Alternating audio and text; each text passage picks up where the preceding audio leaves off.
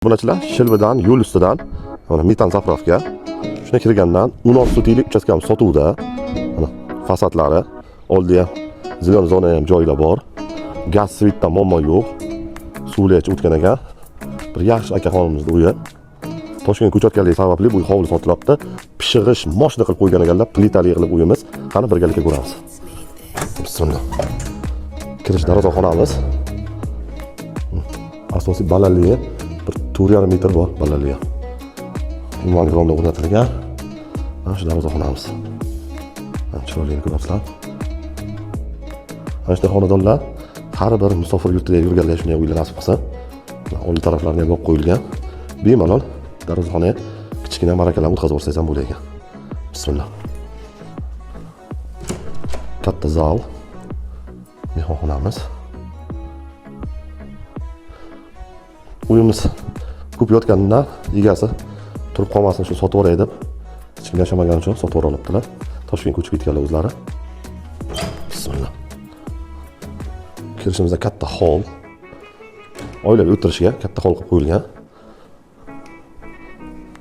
Uyimiz polni parket, pol bilan parket qilingan. Xo'p, chap tarafimizga oshxonamiz. Bismillah.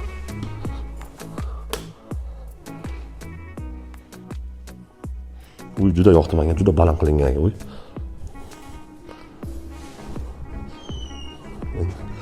Endi spalnilarni ko'ramiz. Bitta katta spalni. Spalni ham o'zi 40 kvadrat bo'lyapti spalni. Uyimiz juda baland, 4,5 da bor razmer, balandlik. Yana bitta yotoqxonamiz. O'zini sanuzi bilan. Endi hovli qismini ko'ramiz mana. Chiqishimizdan o'rtadan fontanla qilingan zilona zonasi. Xo'p, chap tarafimizga ham mehmonxonalarimiz bor, oshxonamiz. O'ng tarafimizga ham mehmonxonalar bor. Musulmonchilikka o'ng tarafdan boshlaymiz. Bismillah.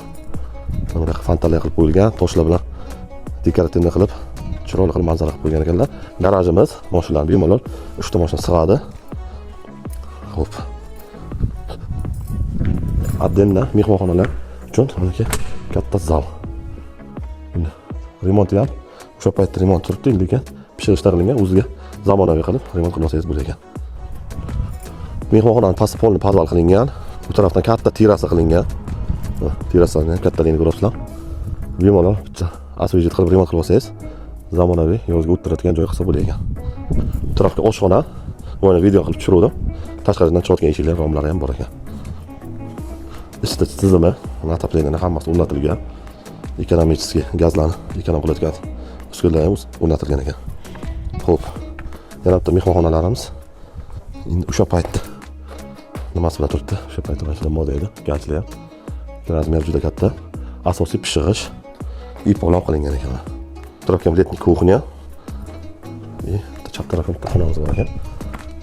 Asosiy pishig'ishdan qilingan, endi remont talab bo'lib turibdi. Remont qilib asosiy qilib olsangiz. Xo'p, mana bu sauna. Saunani ham taxtalari yaxshi turibdi. Shkurkalar laklab olsa chiroyli bo'lib turadi. Pollar qilingan. Bismillah. Mana basseyn. Svityoga. Tarafga parilka, ikkita parilkalar, dush. Ishqilib yomon emas. Razmerlar juda katta. Shu katta uchastkamiz 16 sotik, 10 ta xonadan iborat. Narxini kelayotgan bo'lsak, 100 ming so'rayotgan joyga 75 ming savdo qilib qo'ydik. Real o'tgan narxi berilib, pastdagi nomerga bemalol aloqaga chiqing.